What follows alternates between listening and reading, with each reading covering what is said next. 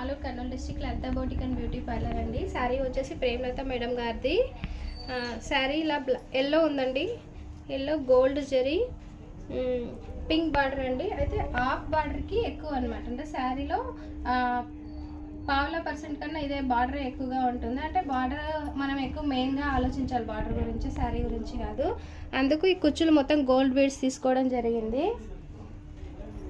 దీనికి వచ్చేసి మేడం గారు మగ్గం వేయించుకున్నారండి, మగ్గం ప్రిపేర్ చేశారు.